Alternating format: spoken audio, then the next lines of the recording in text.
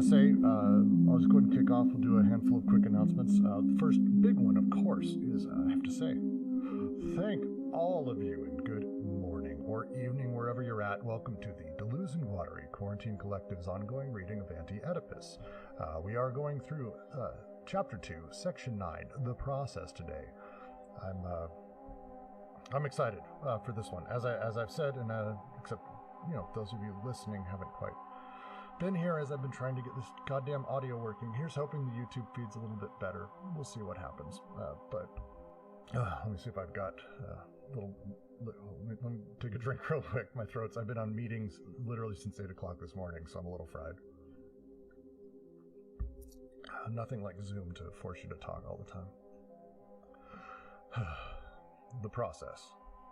Between neurosis and psychosis, there is no difference in nature, species, or group. Neurosis can no more be explained Oedipally than can psychosis. It is rather the contrary. Neurosis explains Oedipus. Then how do we conceive of the relationship between psychosis and neurosis? Everything changes depending on whether we call psychosis the process itself, or, on the contrary, an interruption of the process. And what type of interruption is that? Schizophrenia, as a process, is desiring production, but it is this production, as it functions at the end, as the limit of social production determined by the conditions of capitalism. It is our very own malady, modern man's sickness. The end of history has no other meaning. In it, the two meanings of process meet, as the movement of social production that goes to the very extremes of its deterritorialization, and as the movement of metaphysical production that carries desire along with it and reproduces it in a new earth. Quote, "The desert grows, the sign is near." The schizo carries along the decoded flows, makes them traverse the desert of the body without organs, where he installs his desiring machines and produces a perpetual outflow of acting forces. He has crossed over the limit, the schiz, which maintained the production of desire always at the margins of social production, tangential, and always repelled. So I have a question. This paragraph brings up, Brooks, and I'm not sure if we've even gotten to this yet. So like if I'm like moving too far forward in the book, just let me know. But like in this particular instance, this reminds me of another part in the book where he talks something about like the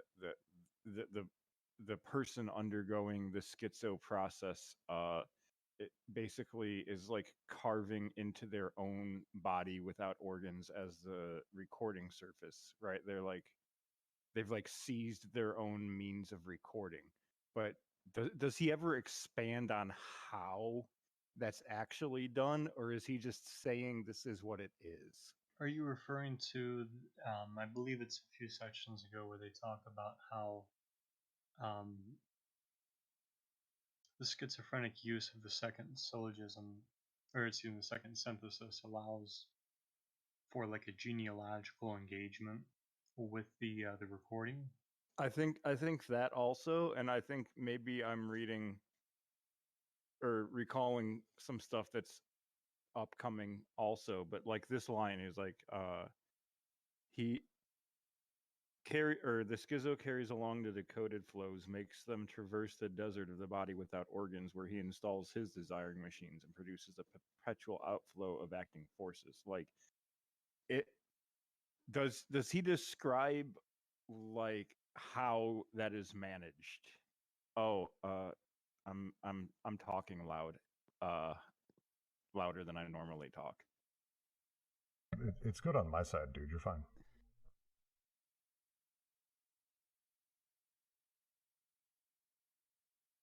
I don't necessarily have an answer for that. So it was more the question how you define psychosis, or how they define psychosis, right? That is like the essence, Ben. Am I getting that? I mean, that's also discussed in this paragraph. I think so, yeah. But is it your question? Because I can elaborate on that.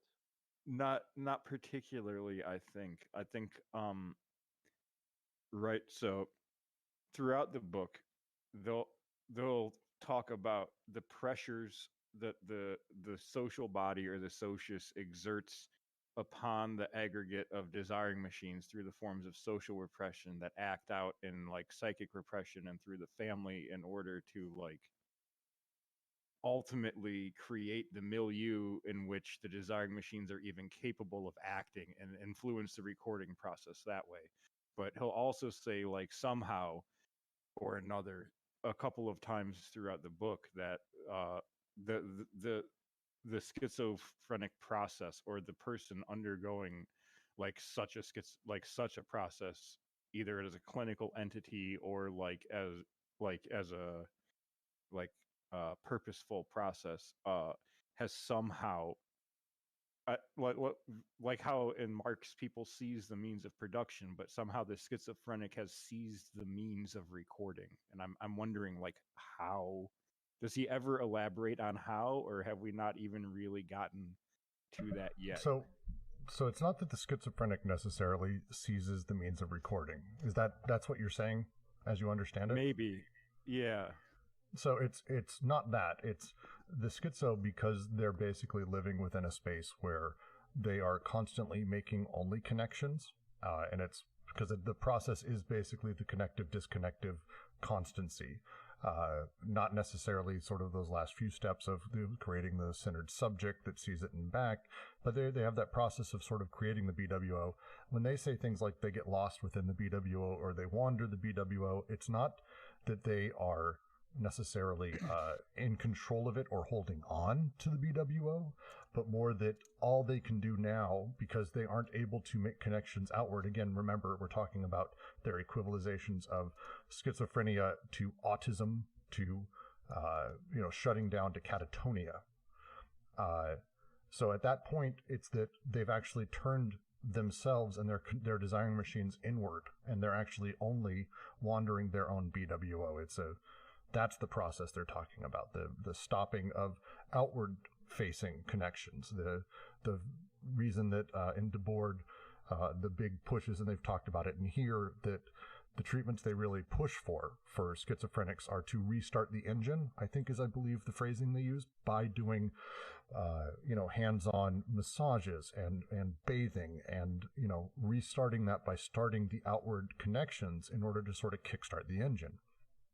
Conversely, the opposite of that would be the sort of the hyper paranoiac who doesn't want to talk about even connections or is maybe moving. It starts getting a little wild because we're talking about terms. As I understand it, they're using these terms kind of in a mishmashed way, and I'd love if anyone has a read on this, because neurosis, as an example, which is what we've been talking about for this chapter and last.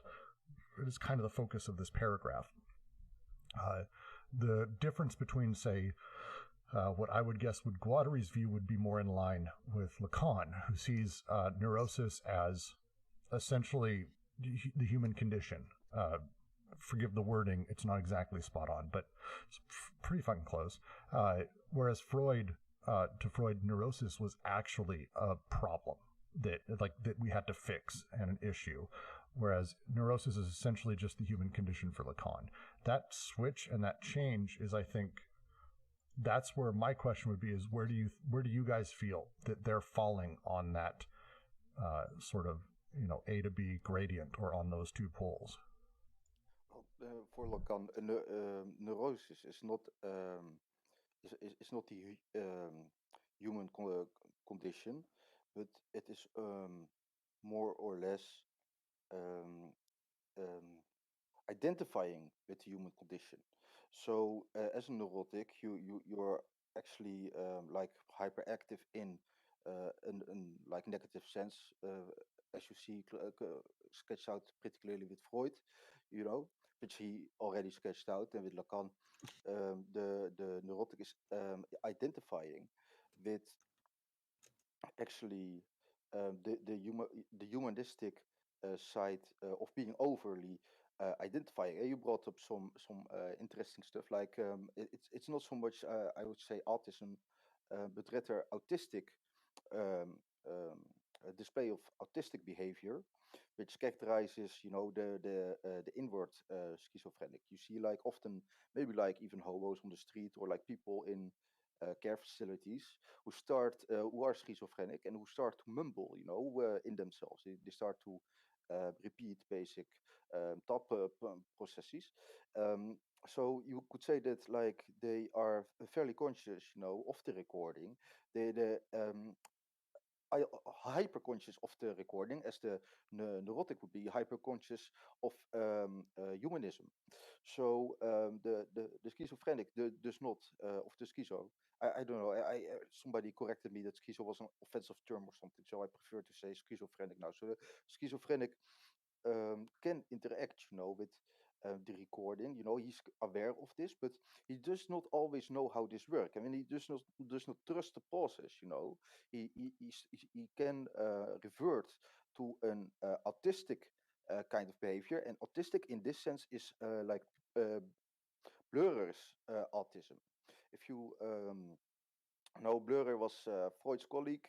They developed a lot about hysteria in the early days of psychoanalysis. And I think in 1907, they started to, Bleurer um, started, besides, he actually defined schizophrenic as a term. That's probably well known. But he also defined autism as a term, and autism for him was linked to the schizo, but different from the schizophrenic, that autism was an autistic individual was supposed to be more self-sufficient. So they started to aim for this, in the process. So they would say a schizophrenic person is possibly, mentally too unstable to ever become healthy again. That was the concession to schizophrenics. But for autistic people, they say, okay, they are basically well assimilated schizophrenics. And the take that Deleuze and Guattari have on this is that autistic schizophrenics, are in fact even worse off because they are just too much inside their own process. Again, they start repeating things to themselves. They start to basically go even more crazy, because they are so much pressured, because they, of course, identify more with the Oedipal process than the normal schizophrenic does. So an autistic schizophrenic identifies with the Oedipal law, which the psychoanalyst um, structures upon them, forces upon them. He actually starts to identify with it, and Deleuze and Guattari don't take this in kind. No, it's a really great summary of the entire thing. And the last bit to mention is I'm personally just gonna go with the idea that they're talking about the Lacanian here, and I think, as I said, I may have called it the human condition. It is the identification with the human condition. Specifically, though, Lacan does say that sort of neurosis is something that just most people have. It's almost normalized, versus psychosis or perversion, which is the other of the three clinical structures, is like the Lacanian triangle, because everything's a triangle with these people. The psychotic or psychosis is the foreclosure of the name of the father. It's the inability to sort of have a grasp or engagement with the law or sort of the standards around that. Whereas perversion, specifically with Lacan, is, to quote, it's not an aberration in relation to social criteria, an anomaly contrary to good morals. It is something else in its very structure. It's specifically about sexual acts which are closely related, social disapproval and playing within that, and it gets troublesome after that point. We'll say problematic, perhaps. It's the whole thing. But here, so to bring it back to this paragraph, because I think we are going to have to get at some point, and I think more, Ben, that kind of question works really well when we hit chapter 4, because that's when we start being able to break down and talk about these structures. This paragraph specifically is talking through the the process of desiring production, schizophrenia as a process within that, and starting with the idea of which sort of the chicken or the egg question, which came first, Oedipus or neurosis. For Lacan, the answer is, the reality is Oedipalization is the determinate factor. The idea of perversion, neurosis, all of this are about sort of how we're placed within that, how the subject exists within that triangulation. It's an oversimplified view, but their flip is actually no. It's not that neurosis cannot be explained by Oedipus, no more than psychosis. It's actually the opposite. Neurosis, which is the over identification, what would be the term? Overindulgence of trying to sort of verify your own subjectivity. That is actually what explains Oedipus itself.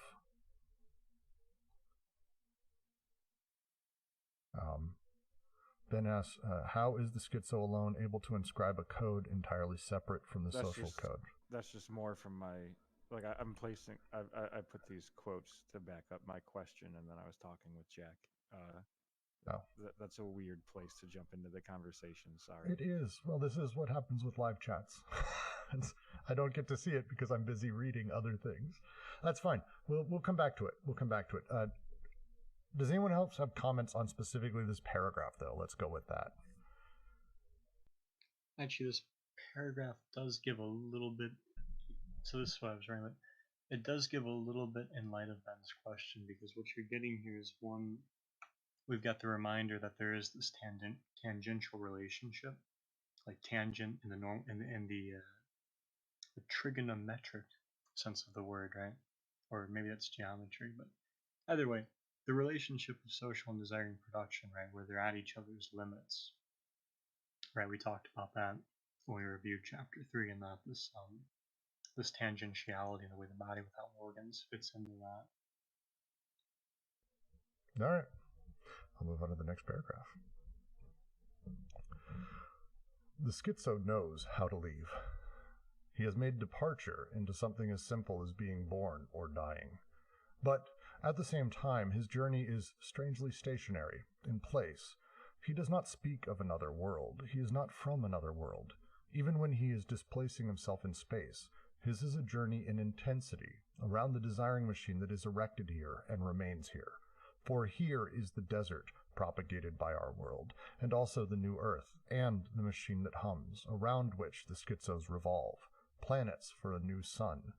These men of desire, or do they not yet exist, are like Zarathustra. They know incredible sufferings, vertigos, and sicknesses.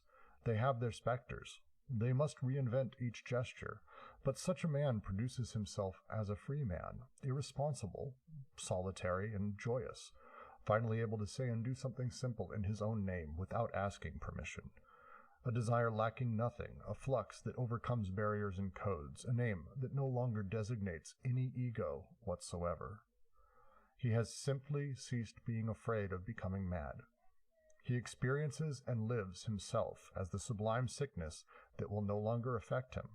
Here, what would a psychiatrist be worth? It does look like the quote is from Zarathustra for sure. The section, as it opens, as it's continuing, and as you will see as it goes throughout this, is talking about the process of schizophrenia, as we've discussed from this point and from this setup, as we've been talking through all of these different things. As we say, the desiring machines create as they connect, as the body without organs begins to be generated, how the social pressures come to be found on them. Looking at the schizo, looking at the ability for us to have these free connections, as they phrase here so deeply poetically, which I really, really love. They must reinvent each gesture. They don't have the BWO in the same way we do. They don't have the socius in the way we do. They have to produce himself as a free man, irresponsible, solitary, and joyous, able to say and do something simple in their own name without asking permission. Just adore that. They are the pure flux, the pure flow. That's the thrust of a lot of this, if that makes sense. Yes, it does. But I want to emphasize that the last line, what's the use of a psychiatrist here, and what use could he have, or what purpose, more or less. So this is actually, kind of like what psychists themselves think also. So I want to emphasize this line. I read it crudely because I have a Dutch translation, and just read the last line, or think about the last line that Brooks spoke about. The use of psychiatry is de facto played out totally.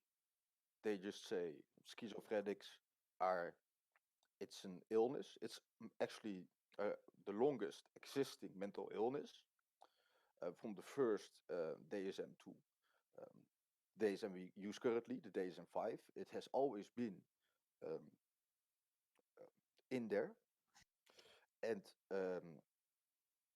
they basically conclude that they cannot cure or remedy uh, the schizophrenic. So they accept this, they still treat them for some reason. I can't actually, the more I think about it, the less I can imagine why. So I like this question. It's a very important question. Like, what can a psychiatrist do for a schizophrenic?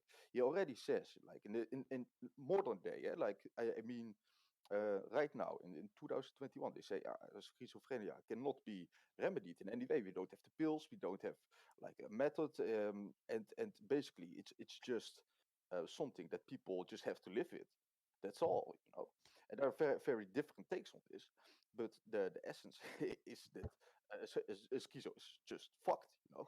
That's and that's just incredibly crude, to treat somebody that you think, or it's actually written down that, like, basically this person is fucked, cannot be helped, but we treat them anyway. Like, what sort of inhuman like message are you sending, as a psychiatrist with that?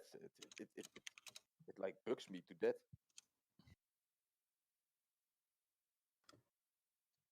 Well, if you go back to their point too, like what they're doing at first and expand it here in this second paragraph, right, is that so neurosis helps explain Oedipus and everything, right? There's a function of it there for psychiatric theory and psychoanalysis. But the psychotic instead poses a different problem, right? Which is in a way, it's sort of this is a funky way of saying it, but I'll risk it. It sort of interrupts reality through pleasure, right? Or more directly, like desire poses a sort of problem for reality. It's like, in a manner of speaking, in like the id and the ego relationship very directly, right? There's a contest there. But if you take the psychotic on its terms, especially without Oedipus in that, and we put it into this framework of desiring production, producing the real, as they've said elsewhere, right? That makes psychiatry in the neurotic sense simply unnecessary, right? Because the production of the real, how do you work with that, right? Like, if you're trying to establish a reality principle and for the ego to do its thing for the id, right, to sort of help it find reality and keep its desires object oriented, or what have you. The psychotic and the way Deleuze and Guattari are arguing here, it's not going to lend itself to that. In fact, that's kind of the problem for the distinction in the first place. Rimke asks, why do they ask, or do they not yet exist, about these men of desire? They do this a few times, and it's them being cheeky, or French, I suppose is another way to put it. They distinguish very cleanly between the revolutionary potential of schizophrenia and the clinical entities that have schizophrenia. That difference is what they're talking about. Again, and it's again the cheekiness of the entire thing. So when they say, and it's one of the things, again, I get really pissy when people say that we want to get to, we should all aspire to be schizo. It's like, no. The potential of schizophrenia is there. The men of desire, the revolutionaries, the people who can truly sort of take this, are they there? Have they been produced? They're making this comment about the potential and the potentiality of the process. Again, the title of the entire section. And I don't say the French are cheeky. The French are dicks, and they think it's really funny sometimes. And I get it. I like it as a sense of humor. This is them being a little on that sarcastic side. They do it a lot in here. They do it a lot. But that's to me, Rimka, that's my understanding of kind of how they do that. And they do this a whole bunch of different times as well. They were asked, it's later on another quote, have you ever seen a schizophrenic? Then they say, no, we never have seen one, which is obviously insane and stupid and a lie. But it's them being sort of, no, we've never. Irony of this situation with more amusement than we can extract from it. The laugh's on us. They will see what we call schizophrenia was one of the forms in which, often through quite ordinary people, the light began to break through the cracks in our all too closed minds. Madness need not be all break down. It may also be breakthrough. The person going through ego loss or transcendental experiences may or may not become, in different ways, confused. Then he might legitimately be regarded as mad. There you go, Remke. That's the answer to your question. Really said, I think, better than I did by a wide margin. It's how you know. It happens to me a lot when I'm reading these books, and it's how you know, at least it feels like, you're starting to understand what they're saying in a paragraph when your question is literally the one that apparently they're answering next, because it means you're kind of in the right process, at least thinking. No, don't hold your questions. Let's do this. Jack, was that you chiming in? Yeah, I was going to say, you can't stop there, though. You've got to read the footnote that talks about Michel Foucault. Yes, allow me. From Lang, again, which I recommend, The Politics of Experience. It's on the server somewhere. I know we have it on here. It's maybe a year old at this point, but I know we have it on there. In a closely connected sense, Michel Foucault announced, "Perhaps one day we will no longer know clearly what madness really was. Our toe will belong to the ground of our language, and not to its rupture. Everything that we experience today in the mode of the limit, or of strangeness, or of the unbearable, will have joined again with the serenity of the positive. And what for us currently designates this exterior stands a chance, one day, of designating us. Madness is breaking its kinship ties with mental illness. Madness and mental illness are ceasing to belong to the same anthropological entity."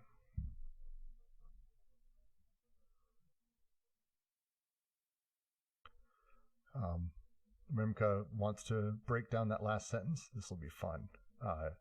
Also a thing that happens... Go for it. Sorry. I was going to say, I haven't read The Myth of Sisyphus, but is this kind of like the same shit that Camus was on? I didn't have any clue about like serious philosophical... Hey, be nice. Myth of Sisyphus is great. I love Camus. I love absurd Camus. But I will say it's definitely not this. Like, this is not that. This is very particular, that last sentence that Remke's asking about. True sanity entails, in one way or another, the dissolution of the normal ego.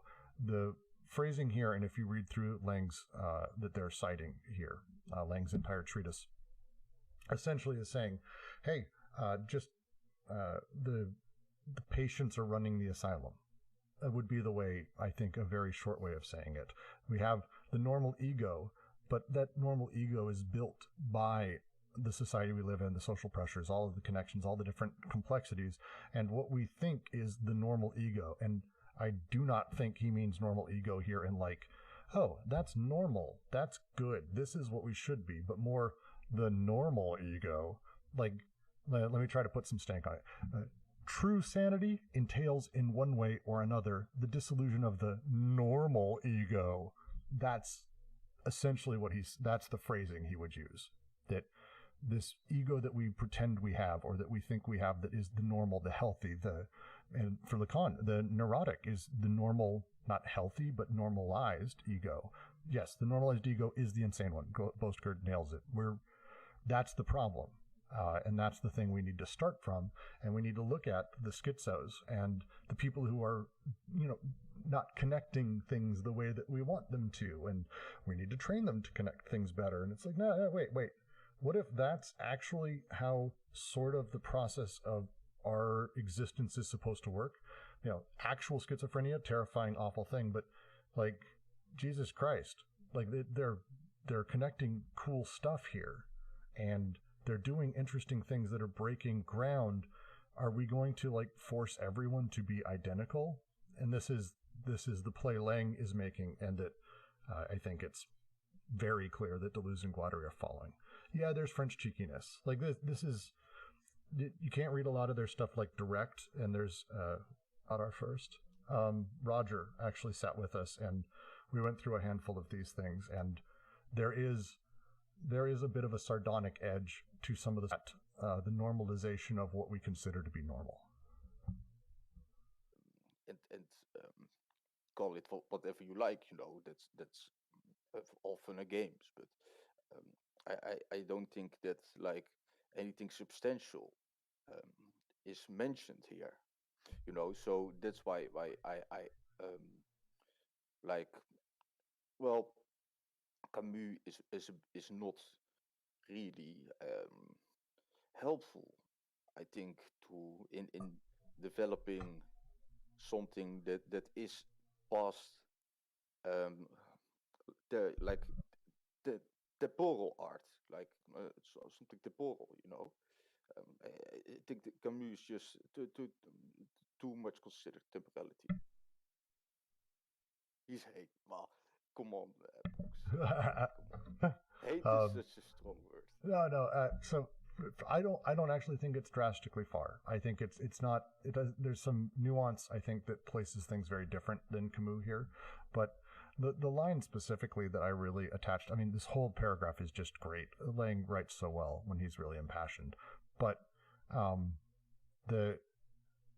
where it says the person going through ego loss or transcendental experiences may or may not become in different ways confused. That's such a profoundly interesting sentence. The idea that, and a lot of people still have this today, that the nature of madness is that you're fully disconnected from reality, and you're living in a whole other space, and that's actually even the phrasing people use. But the reality is that a person going through ego loss or a transcendental experience or a break or whatever in different ways may or may not be confused. If you've ever actually had or dealt with someone who has actually got a mental illness that is in this direction, absolutely that's the case. I had a friend who was deeply schizophrenic and 100% could handle going to McDonald's and getting a burger and having a really good time and smiling, like no issues at all. And then inside of anything where there was a semblance of pressure is kind of as soon as you left McDonald's. It was a very strange wall that existed. But that's the point he's making here, is we don't know where people are disconnected from or how. The person going through it may or may not become in different ways confused. Then he might legitimately be regarded as mad. But to be mad is not to be ill. That's not the same thing. To be mad is to have different places where you're making the connections, and instead of breakdowns, possibly breakthroughs. It's a really wonderfully written piece. The visit to London is our visit to Pythia. Turner is there, looking at his paintings. One understands what it means to scale the wall, and yet to remain behind. To cause flows to pass through, without knowing any longer whether they are carrying us elsewhere, or flowing back over us already. The paintings range over 3 periods. If the psychiatrist were allowed to speak here, he could talk about the first 2, although they are in fact the most reasonable. If anyone in chat currently wants to just start posting a handful of Turner's images, that'd be great. The first canvases are of end-of-the-world catastrophes, avalanches and storms. That's where Turner begins. The paintings of the second period are somewhat like the delirious reconstruction, where the delirium hides, or rather, where it is on par with the lofty technique inherited from Poussin, Lorraine, or the Dutch tradition. The world is reconstructed through archaisms, having a modern function. But something incomparable happens at the level of the paintings of the third period. In the series, Turner does not exhibit, but keeps secret. It cannot even be said that he is far ahead of his time. There is here something ageless and that comes to us from an eternal future, or flees toward it. The canvas turns in on itself. It is pierced by a hole, a lake, a flame, a tornado, an explosion. The themes of the preceding paintings are to be found again here, their meaning changed. The canvas is truly broken, sundered by what penetrates it. All that remains is a background of gold and fog, intense, intensive, traversed in depth by what has just sundered its breadth, the schiz. Everything becomes mixed and confused, and it is here that the breakthrough, not the breakdown, occurs. I am a sucker for Turner's art, and this paragraph very specifically, I got lost on this the last time we were going through it. They're stunningly beautiful pieces of, as they say, the reality pierces in just one point, but the rest of it makes sense as we look at it. And they are some just stunningly beautiful pieces of art. His style is like nothing. I just love it. I just can stare at it all day. The nature of the one of the Shipwreck, which is the boat inside of the storm, as the steam is coming off the smoke from the smokestack, you can barely make out what it is. It's an extraordinary piece of the storm and the rage, and you can feel the emotion surrounding. But in the middle, you can see the paddle boat, and you can see this clarity and almost serene blueness behind it. It's just wonderful. Love it. I just do. Well, and they're using this to show us, I think in some sense this again goes back to even Ben's question, right? Like, more fundamentally, how does a breakthrough take place, right? So we see in Turner's work these three periods, the way in which his work is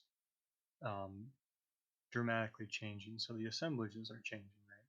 We're seeing how paintings are produced in one period that differ from the second. So the functionalities of the painting are shifting. The connections of the painting are shifting, right? That the third synthesis was the consumption and consummation. I'm going to say the consuming, but that aspect is changing too, right? The intensities and the effects have shifted in these three periods. And I think in that third one, they're locating where they say like Turner has something sort of like ancient about it, more so like they're talking about Pythia, right? It's not so much a take on like whether or not Turner's acts as something esoterically arcane, right? It's that once again a breakthrough is taking place, right? So this isn't it's not like this has never happened before. Rather, we're actually seeing in Turner's work a schiz opening up, right? A line of escape taking place. Yeah, it's so the order that Ben put them up should be thought of when they're talking here, the three periods. I think Ben got them slightly out of order. I don't think he intended to. I think it's just how they uploaded. It's the first one is the clear boat. The second is the boat in the storm. And the third is it's a castle, I believe, in outer Scotland on top of a hill is actually what he's painting. It doesn't even matter because it moves from this absolute and total, you're able to see it and able to conceptualize it. And it's just stunning. The first canvases are end of the world catastrophes. This is a boat in a storm. That's the first image. It is that. But that's just what it is. And it doesn't convey it. There's almost a beauty to the storm and a clarity that almost seems peaceful. But the rage and the feeling and the emotion and the intensities pour through in the others in ways that is just extraordinary. and the lake in the third one that pierces the middle. The canvas broken, suddenly it's he gets heavily into this when he goes over Francis Bacon, but the sensations of taking in the art and how it was created is just beautiful. Everything becomes mixed and confused, and it is here that the breakthrough, or the breakdown, occurs. That is the good stuff. I'm a fan. All right. Any questions, comments, thoughts? I'll move on to the next paragraph here.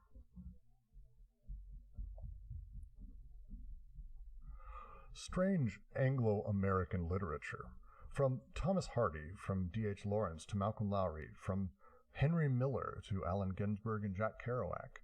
Men who know how to leave, to scramble the codes, to cause flows to circulate, to traverse the desert of the body without organs. They overcome a limit. They shatter a wall, the capitalist barrier. And of course they fail to complete the process. They never cease failing to do so. The neurotic impasse again closes, the daddy-mommy of Oedipalization, America, the return to the native land, or else the perversion of the exotic territorialities, then drugs, alcohol, or, worse still, an old fascist dream. Never has delirium oscillated more between its two poles, but through the impasses and the triangles a schizophrenic flow moves, irresistibly. Sperm, river, drainage, inflamed genital mucus, or a stream of words that do not let themselves be coded, a libido that is too fluid, too viscous, a violence against syntax, a concerted destruction of the signifier, nonsense erected as a flow, polyvocity that returns to haunt all relations. How poorly the problem of literature is put, starting from the ideology that it bears, or from the co-option of it by a social order. People are co-opted, not works, which will always come to awake a sleeping youth, and which never cease extending their flame. As for ideology, it is the most confused notion, because it keeps us from seizing the relationship of the literary machine with the field of production, and the moment when the emitted sign breaks through this form of the content that was attempting to maintain the sign within the order of the signifier. Yet, it has been a long time since Engels demonstrated, already apropos of Balzac, how an author is great because he cannot prevent himself from tracing flows and causing them to circulate, flows that split asunder the Catholic and despotic signifier of his work, and that necessarily nourish a revolutionary machine on the horizon. That is what style is, or rather the absence of style, asyntactic, agrammatical. The moment when language is no longer defined by what it says, even less by what makes it a signifying thing, but by what causes it to move, to flow, to explode, desire. For literature is like schizophrenia, a process and not a goal, a production and not an expression. It's the part where we solicit people for the literature group, right? Well, I was going to say, he's literally here talking about the author, and the author is great because he cannot prevent himself from tracing flows and causing them to circulate. Just to mention, Saturday, if you want to join our literature group, they're going over how the author is perceived through the eyes of Bakhtin and, come on, Jack, give me some help. You got it. Barthes, Bakhtin, and Foucault. I really do like their engaged literature here because I think they're right. Like, it's not a question of fighting over literature in terms of ideology or co-option, right? Literature as a machine, at least for Deleuze and Guattari, right? Using that word very directly here. As a machine does engage in production, right? It reorganizes flows, it reorganizes, or rather, changes connections, changes distributions, changes subjectivities, producing new intensities, right? Because this is going to be important. We get into chapter 4 where they start talking about the potentialities of art and science, right? How schizoanalysis is concerned with those two, and how it's not so much a question of co-opting, but of the actual sort of like the production of the machines, if you like. how that's going to be more at the forefront for schizoanalysis than whether or not people are tricked. Yeah, it's the last phrase here when he's talking. I mean, he's talking about these authors almost in order of where they failed to do so and how. The neurotic impasse that again closes. America, return to the native land, perversion of territorialities, drugs, alcohol, or an old fascist dream. Well, and again, we're getting this theme of the breakthrough and the breakdown, right? I mean, this is going to be fundamental, especially as our schizoanalytic group, right, starts to look at Avatar. I mean, this question of breakthrough and breakdown they're going to get into in 4.1 with those diagrams. That problematic is really critical, especially of having produced a breakthrough, right? Having done that, you know, and we talked about this in our review where I argued the Wall Street Bets thing actually had produced a breakthrough, and it's over with, right? You know, it would happen and now it's gone, or rather, it's recorded and all that, but you know, now a new process is here and a new process, right? You know, these things are for Deleuze and Guattari, and especially as events, right? They don't take place eternally because it's not a teleological argument. Right? The process, even if there is a breakthrough, that investment does kind of shift, right? And now there's a new process, right? While those processes are taking place, other processes are taking place, right? Well, and it's a generalized critique of the concept of ideology, calling it the most confused notion because it keeps us from seizing the relationship of the literary machine with the field of production. And the moment when the emitted sign breaks through this form of the content that was attempting to maintain the sign within the order of the signifier. It's a really... It's going to be, as we start, especially as we start getting through, and we're going through logic of sense, and some of this is becoming clear about how he views sort of semiotic structure and how art is capable of things. And he gets through this in Francis Bacon, and Guattari goes through it a great deal in Chiasmosis as an example. The idea of ideology as this separating thing that doesn't allow us to sort of realize the nature of, they called it the literary machine, but it's literary machine, film machine, whatever it is. It's the sort of nature of these arts and these works. It's a pretty extraordinary, it's a pretty hardcore critique. And I'm not going to read what Michael said was something that was mistranslated because I'll happily leave the... apparently inflamed genital mucus in the original is gonorrhea. That would be... Yeah, I have a feeling that would probably be a thing. I don't need to know the French for gonorrhea. That's I think you've now I do. Why do I now have that in my head? That's not a thing I needed. Why? Oh God. I'll take you back into literature then, because I like your observation there, because it really is a question of how literature is produced and involved in production, right? So like, it's not a question of Balzac creating a bourgeois novel, right? It's a question of the production of Balzac's novel and how that engages production. Or to use E. Cummings for a really quick case in point, right? Changes the whole syntax, changes poetry in terms of its visual or concrete arrangement, right? Internal and external structures changing, right? And you, like they say, the violence against syntax that it can do, the whole order of grammar there, right? Since we're talking about syntax is and even form, right? Those orders are actually like rearranged, changed, scrambled right there in literature, which in turn produces different effects with what that literature connects with. Yeah, and it's again a comment that they've made multiple times, and they will bring it up throughout all of Chapter 3 and a lot of Chapter 4. Ideology is this concept that people were tricked. We use ideology to confuse people and make them think they want something they don't. And their argument is, no, Ideology, sure, maybe you could trick ideology, but it's beside the point. Desire is the thing that actually makes people do things, and you can't trick desire. People actually want their own subjugation. They want their own oppression. Reich was right. And it's a hell of a little thing. What's the line? In particular, Reich raised the problem of fascism in terms of how it was in fact desired by the masses, rather than a matter of ideology or deception. For, according to Reich, the masses were not deceived. They desired it. And that is what has to be explained.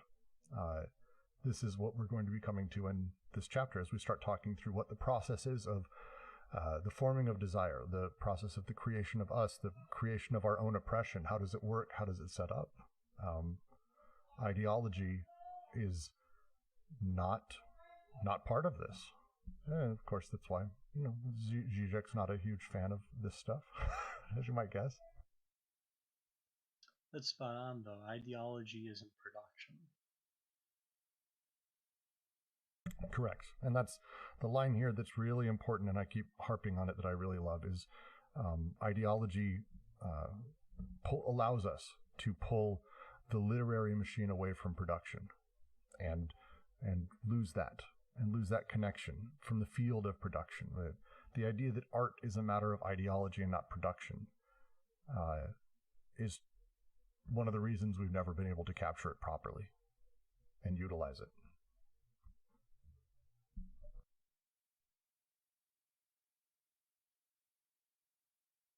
But I will continue the next paragraph because that continues this. Here again, Oedipalization is one of the most important factors in the reduction of literature to an object of consumption, conforming to the established order, and incapable of causing anyone harm. It is not a question here of the personal Oedipalization of the author and his readers, but of the Oedipal form to which one attempts to enslave the work itself, to make of it this minor expressive activity that secretes ideology according to the dominant codes. The work of art is supposed to inscribe itself in this fashion between the two poles of Oedipus, problem and solution, neurosis, sublimation, desire, and truth. The one regressive, where the work hashes out and redistributes the non-resolved conflicts of childhood, and the other perspective, by which the work invents the path leading forward towards a new solution concerning the future of man. It is said that the work is constituted by a conversion interior to itself as cultural object. From this point of view, there is no longer even any need for applying psychoanalysis to the work of art, since the work itself constitutes a successful psychoanalysis, a sublime transference with exemplary collective virtualities. The hypocritical warning resounds. A little neurosis is good for the work of art, a good material, but not psychosis, especially not psychosis. We draw a line between the eventually creative neurotic aspect and the psychotic aspect, alienating and destructive. As if the great voices, which were capable of performing a breakthrough in grammar and syntax and of making all language a desire, were not speaking from the depths of psychosis, and as if they were not demonstrating for our benefit an eminently psychotic and revolutionary means of escape. That's fucking harsh. I love that fucking paragraph. That's fucking harsh.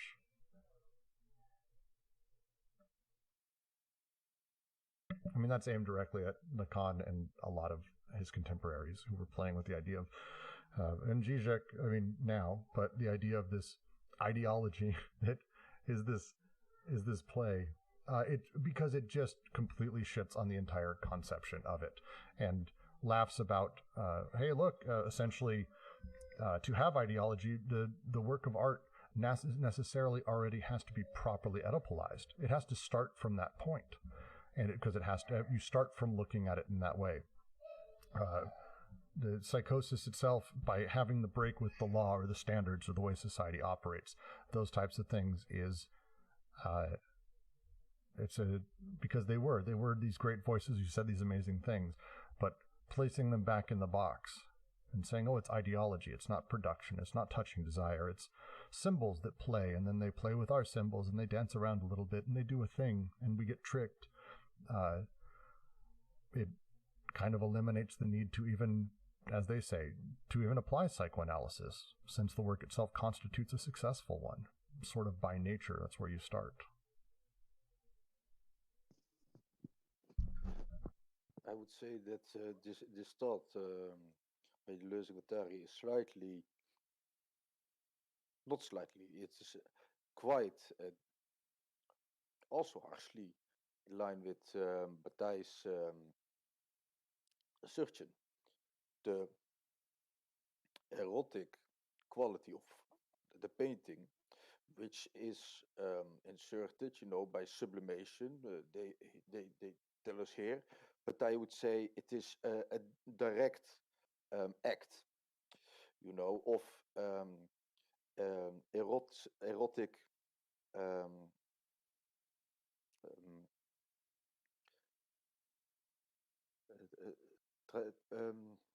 not transcending transgression. It's transgression, total transgression of the erotic quality of inner life put on a canvas.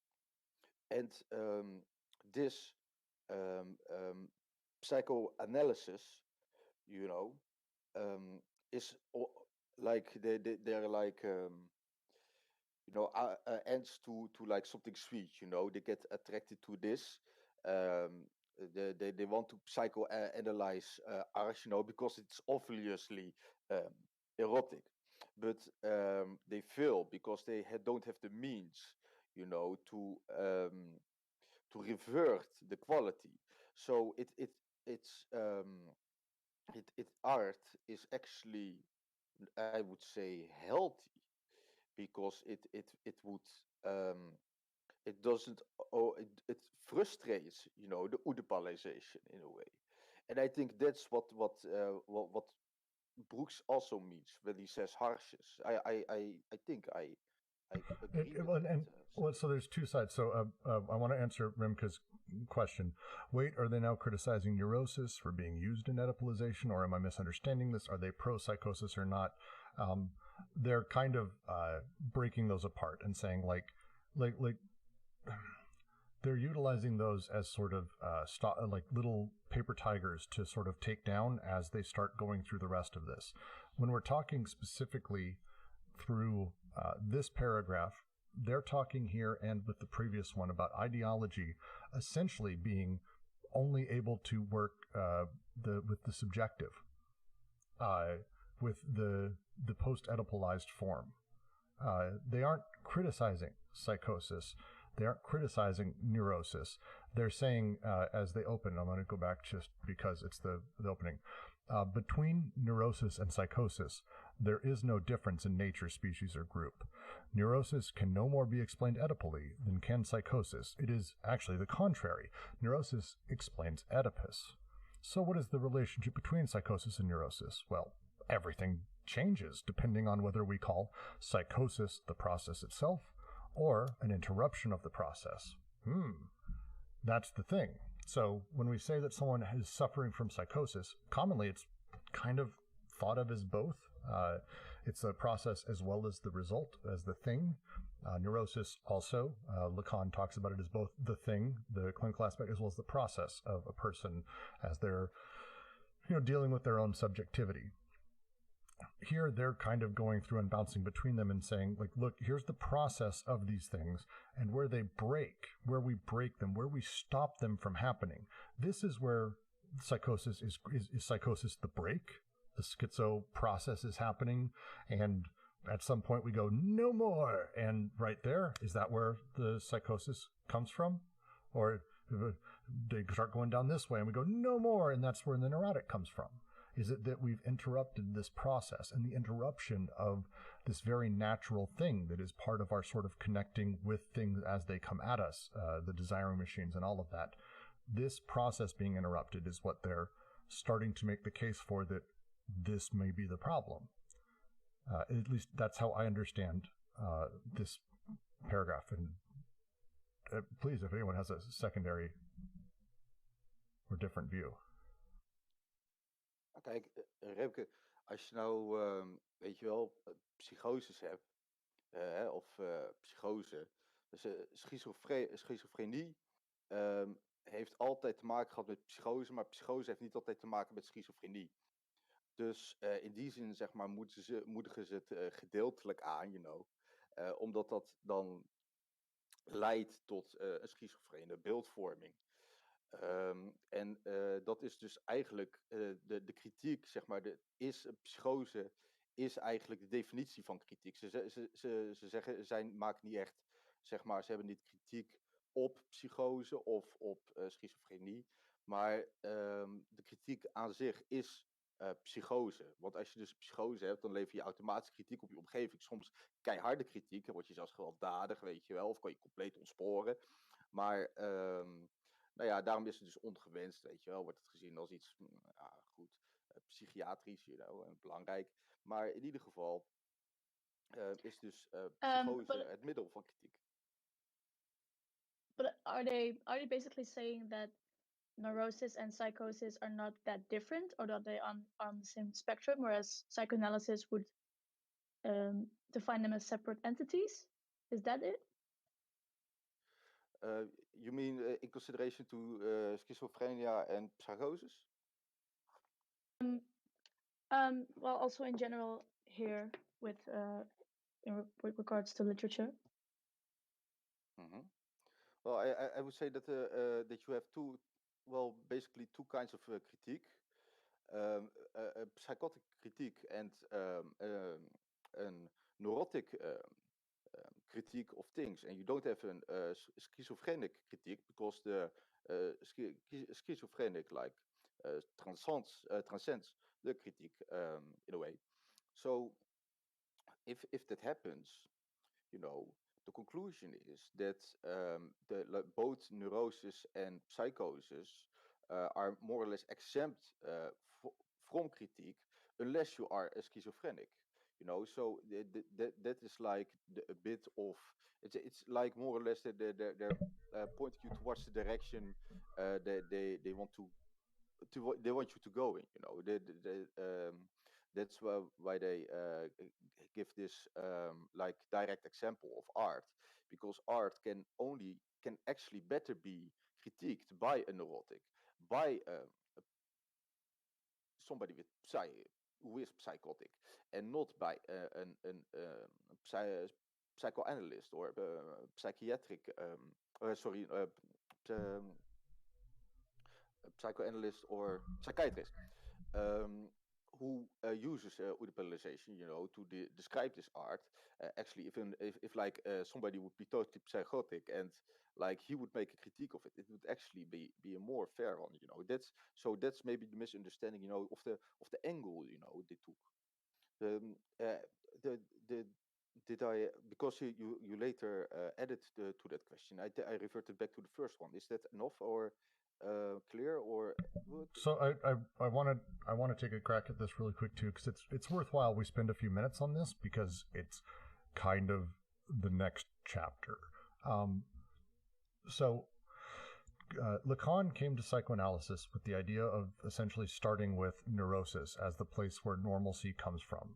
That generally speaking, neurotics, which is a sort of an over-identification with the self that can become problematic, deeply problematic, but neurosis being this thing that is sort of the not natural state, but is very common, and that we need to talk about sort of neurosis as being the place where subjectivization can really sort of be held. Again, the way that the Oedipalization of things works is you've got to be in that triangle somewhere.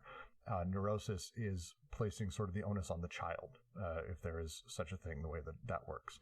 Psychosis is a different place, and that's where they're bringing this from, and that's where Guattari's bringing this from, where they talk about essentially saying, no, it's not neurosis, the over hyper-paranoid sort of side of things. Let's take a break, step back, and let's think about instead about the process of schizophrenia. I want to read a quick paragraph from Holland's sort of take, which I think helps clean a little bit of this out.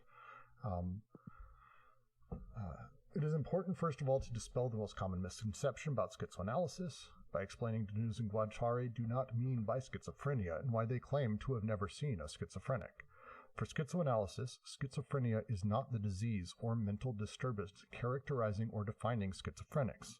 Schizophrenics as clinical patients, and schizophrenia as a reductive and ill-conceived psychiatric diagnosis, result, on the contrary, from the incompatibility between the dynamics of schizophrenia unleashed by capitalism and the reigning institutions of capitalist society, including prima per omnes the institutions of psychiatry, psychoanalysis, and the nuclear family. Hence the subtitle of Anti-Oedipus, Capitalism and Schizophrenia. Schizoanalysis does not romanticize asylum inmates and their often excruciating existence. It construes schizophrenia in broad socio-historical rather than narrowly psychological terms as a result of a generalized production of psychosis pervading capitalist society, a process no single psychiatric patient could possibly embody. Again, we're not talking about singular person. We're not talking through sort of that setup. We're talking about specifically the nature of psychosis as being the departure point for us looking at how things may actually work within the unconscious, within the way that we are created as subjects. Specifically with that, psychosis in Lacanian terms, which is, I have no doubt this is where they're pulling it from, is ultimately about the loss of the name of the father, the foreclosure of the name of the father, very specifically.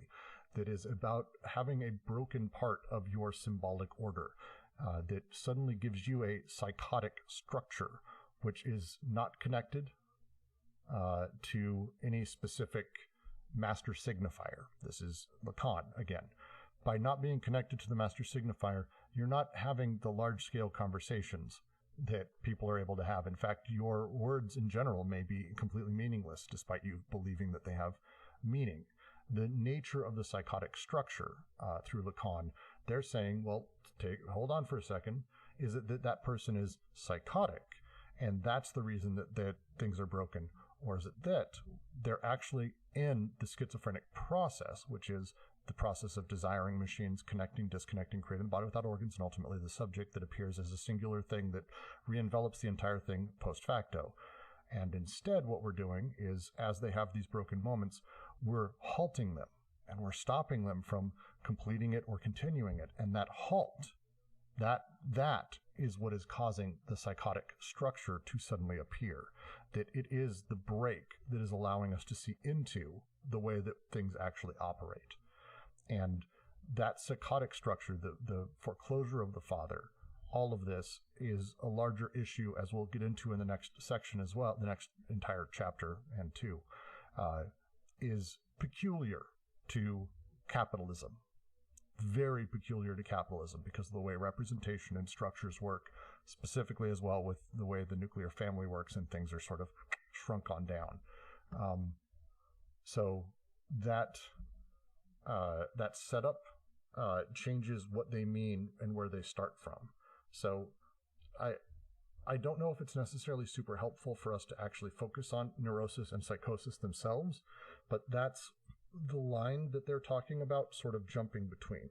Because, again, with Lacan and common psychoanalytic theory, generally, and anyone can feel free to disagree, neurosis is accepted as sort of the normal setup. We all want to know more about ourselves, and we have doubts, and I'm a neurotic, I place myself in the world, I become over-identified with myself, and I can become obsessional or hysteric, all of these things. Well, that's where we can see how the unconscious functions. That's what Lacan did. And they're like, no, wait, over here, look at this thing. This is interesting. This is actually how we can start learning how things function. So they're starting from a different sort of side of the process. Thus the name of the section. Does that help at all, Rimke? That was a lot of rambling. Yes, it does. Thank you. It's not an easy one, and I'm probably wrong. Someone's going to sort of probably put something in some comment somewhere to tell me why I'm wrong, which is fine. I'd love to sort of grow this understanding, but that's from Holland's writing and from all the collected writings around this seems to be sort of the way that they're talking about these things. The phrasing. I think I've again been misreading the tone of the paragraph, because towards the end they're again being quite sarcastically, right? they're going in and out of it. It's sarcastic is tough. It's French. If and I don't mean to be an ass, but it's very French in their tone and a little bit self-serving. Like it's a little like we've got that set up. Actually, Addy, that's basically a fantastic diagram that explains the difference, actually, between neurosis and psychosis. The first one, which is the red and the blue, think of it as disparate master signifiers in the way that they connect.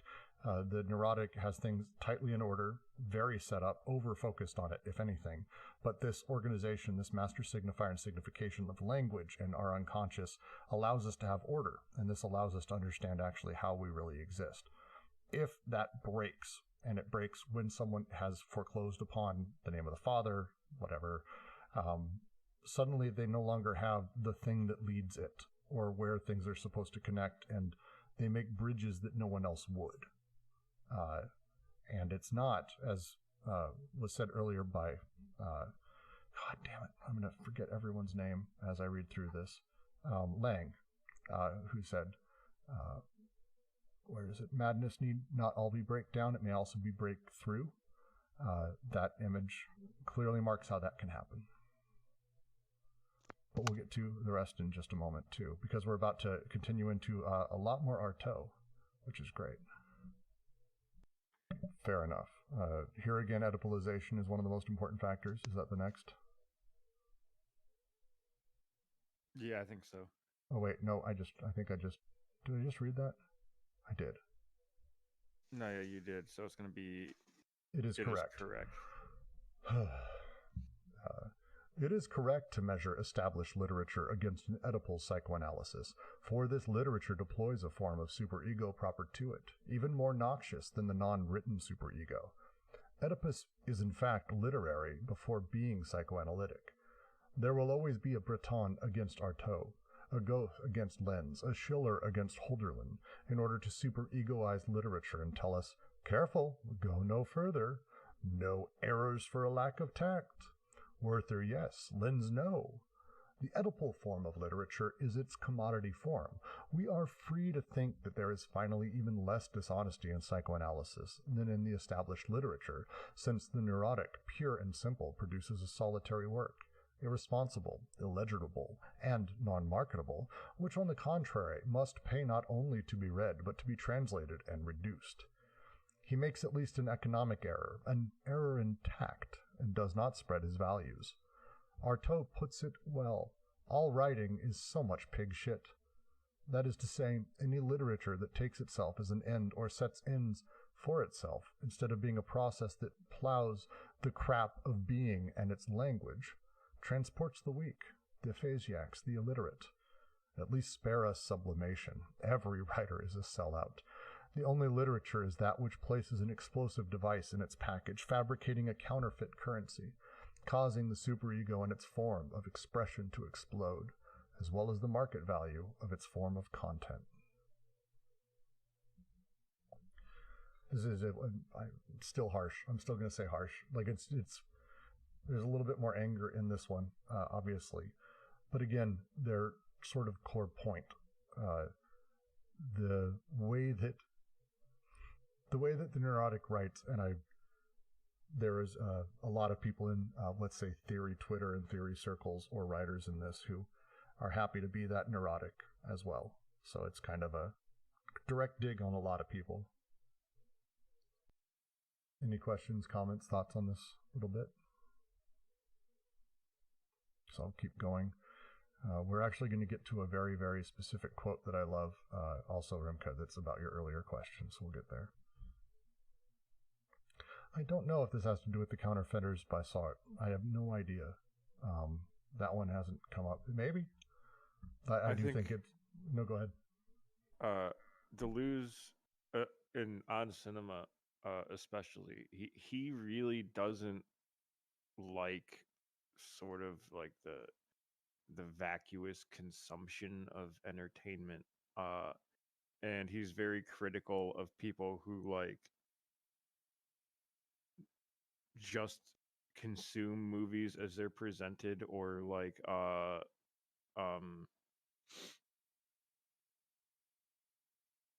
like I also think that's going to extend to like works of literature that are like you know, like young adult or new adult novels, or like pop fantasy and stuff that don't really say anything at all. They just like repeat stuff that's already been said. Like Deleuze is really only interested in movies or books that like cause people to think while they're like interacting with them, and not like think as in like use your imagination, but like think think the unique, like think the original.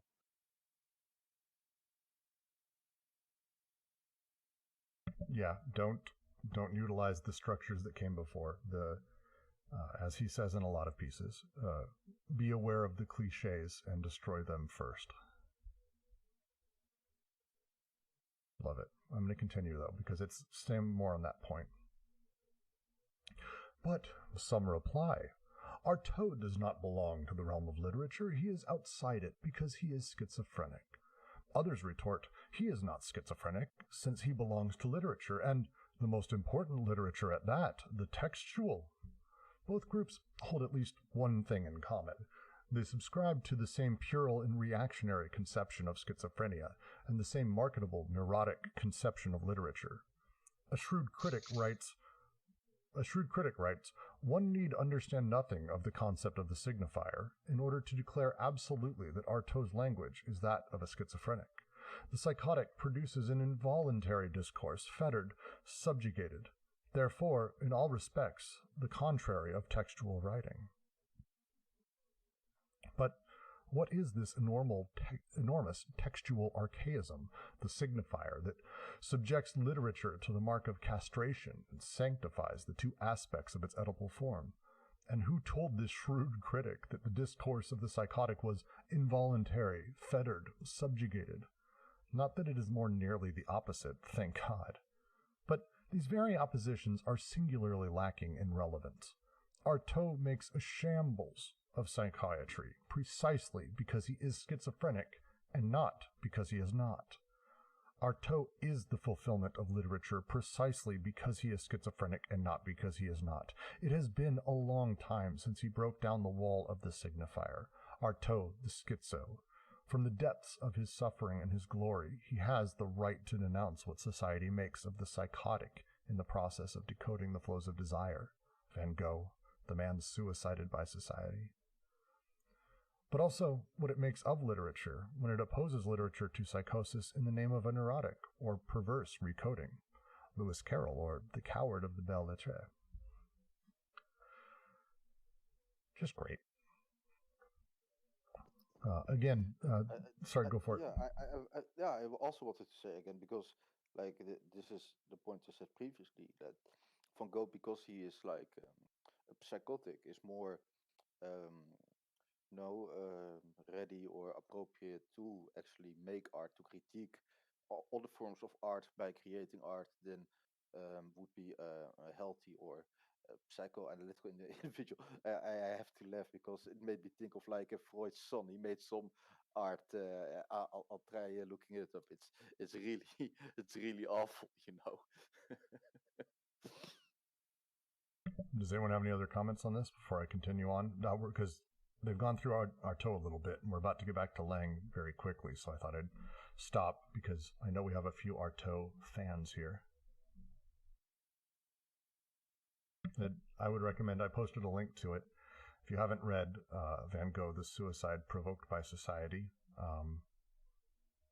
I think this is a good translation. I'm not positive, but I find it to be a wonderful, very short piece about what makes someone a lunatic, what makes someone a madman, and how that works. And there's one talking about Van Gogh. The cut-off ear was straightforward logic. I repeat, A world which every day and night increasingly eats the uneatable in order to adapt its bad faith to its own ends is forced, as far as this bad faith is concerned, to keep it under lock and key. So, fucking really great writing. I love Arto. Some of that stuff's really, really amazing. But I would suggest it. And again, talking through the idea of how, through the ideology of a thing, we're not dealing with the production of it or the way desire moves through it. That's the last few paragraphs, again, to try to re-sum that up. We're not anymore talking about, hey, what does this kind of mean? Well, let's look at it through an ideological perspective. It's like, no, look, you have all of these directions. You try to do that, but you start with ideology. You place it into this hyper-subjective thing of where the artist is at ideologically. Where are you at ideologically? Where the subject is. And it's, we can do that, as they say, from the depths of his suffering glory is the right to denounce society, but also make what it makes of literature when it opposes literature to psychosis in the name of a neurotic or perverse recoding. And Lewis Carroll being one of Deleuze's, I think, favorite authors of that direction, that we're not touching into ideology. All of these things can sort of play within this triangulation. We'll get into that more in a second, but it's just great. Just like that.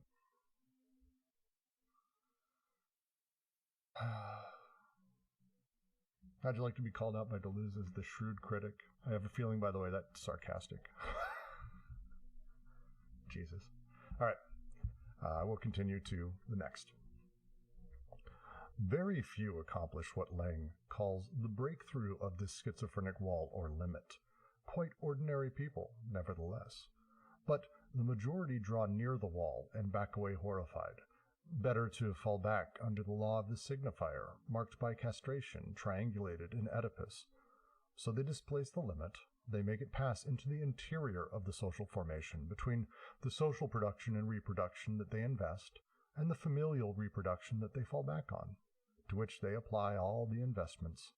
They make the limit pass into the interior of the domain thus described by Oedipus, between the two poles of Oedipus.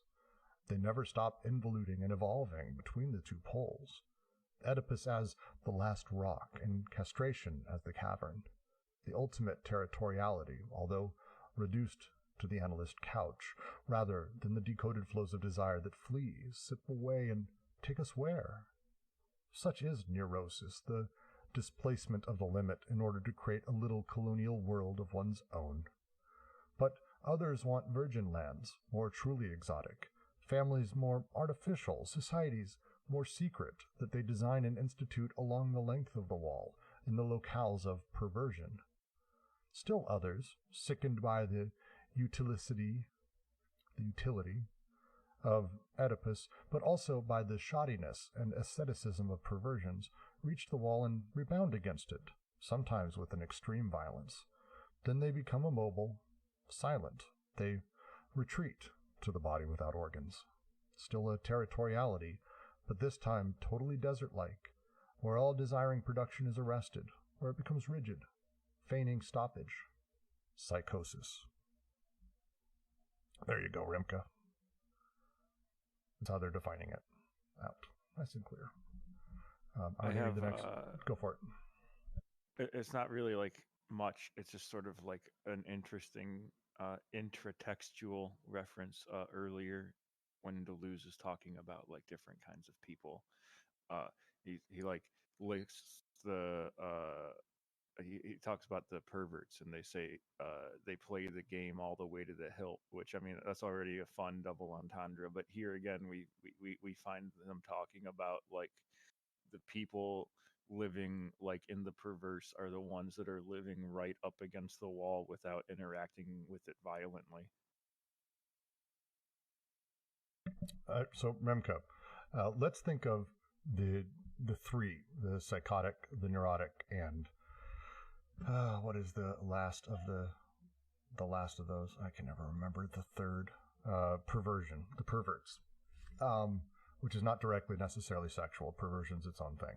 So let's talk about the edge of society, the edge of what madness is, and stepping over that line. Let's just forget everything. Let's talk about people who run towards that wall and get at it. Generally speaking, it's everybody. Like, everyone's always like wanting to continue moving. But that wall, that limit, what happens to people there is the point. To them, to Deleuze and Guattari, it's not that we start as a neurotic or that we've been made into one. It's that our desire is constantly going out, constantly connecting, constantly trying to do new shit. And then we hit this wall. Now, do we break through? No, it's brave.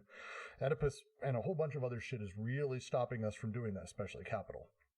How do we sit and live within process? How do we constantly change? How do we hit the revolution? Well, we don't. So the first thing that happens is most people, and it says the majority, draw near the wall and back away horrified. Oh, fuck. That's too much change. I don't know if I need that much change. And it's better, really. I mean, come on. I want to, be under the law of the signifier, marked by castration, triangulated in Oedipus. Oh, good. So they displace the limit. They make it pass into the interior of social formation. They make it sort of sit within, the ways society between social production, reproduction. They invest in familial reproduction. They fall back on the nuclear family, the way capital works. All of this is good. It's comforting to the neurotic, which is most people. Then the second, which is the perversion, they kind of run at the wall and they go, oh shit, there's some cool shit here. I like this. This is weird. This is weird shit here. I like this.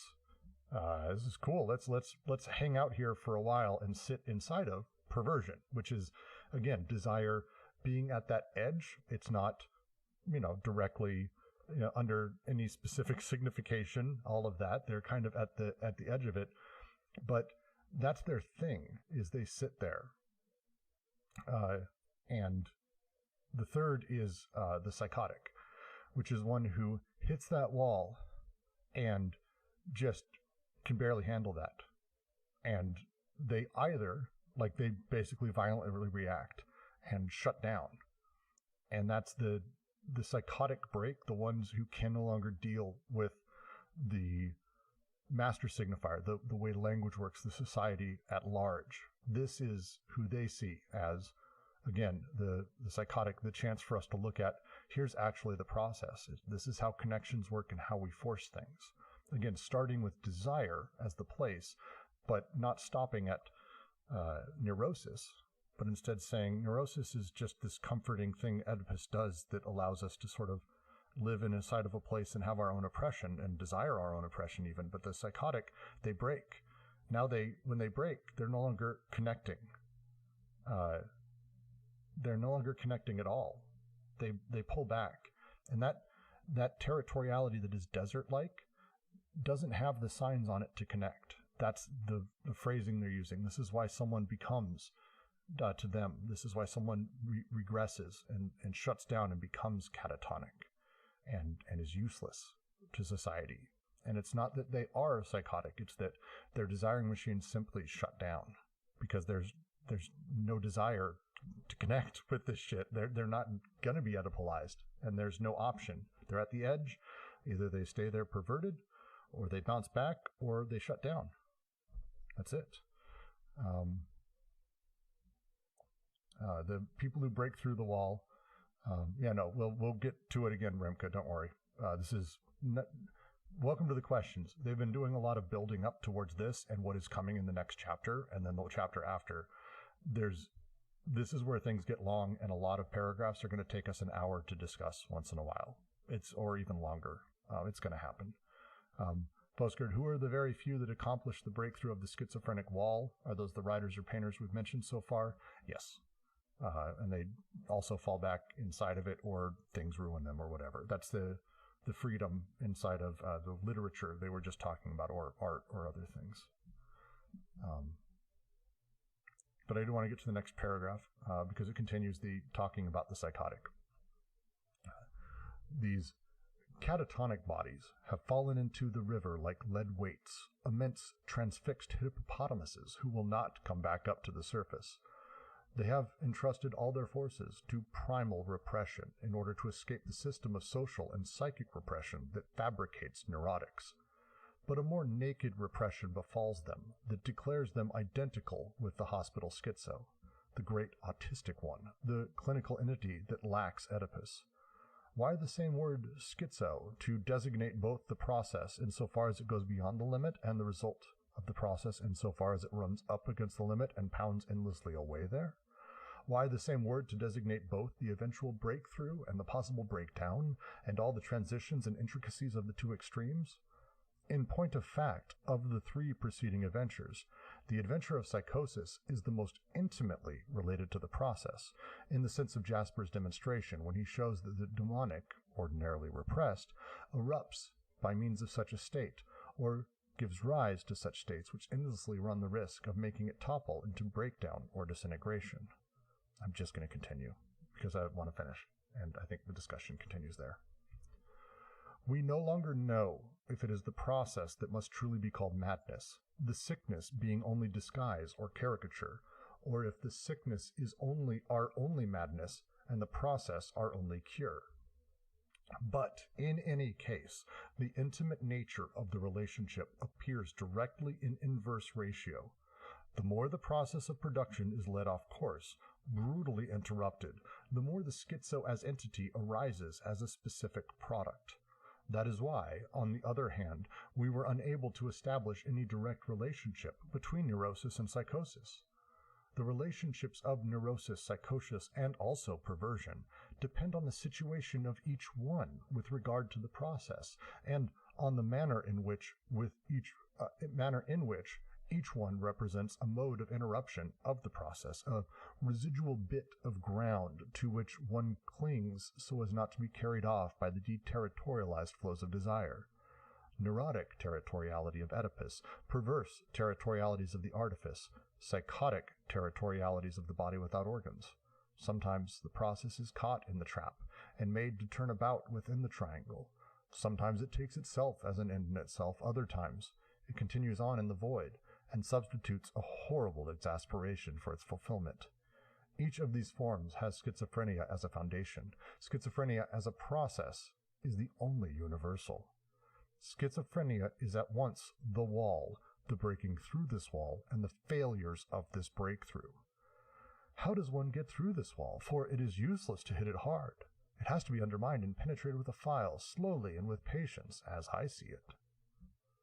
What is at stake is not merely art or literature, for either the artistic machine, the analytical machine, and the revolutionary machine will remain in extrinsic relationships that make them function in the deadening framework of the system of social and psychic repression, or they will become parts and cogs of one another in the flow that feeds one and the same desiring machine. So many local fires patiently kindled for a generalized explosion, the schiz, and not the signifier.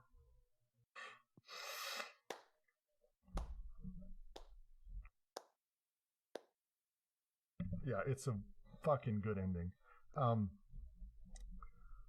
I hope at least in an intuitive way, it's able to start being communicated.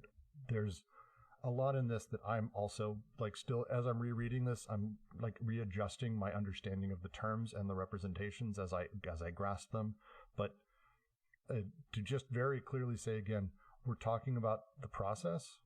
We're not talking about that people start as a neurotic, start as a psychotic, that it's determinate, that this is about the interruptions thereof and how hard we push against it. The process of existence, the process of the schizo being the core underlying thing that seems to be underneath it all. Well, I will assume that means no, that everyone fully grasps this, and I'm just impressed by all of you for being so much smarter than me. It's you may not have questions right away. This is the end of chapter 2.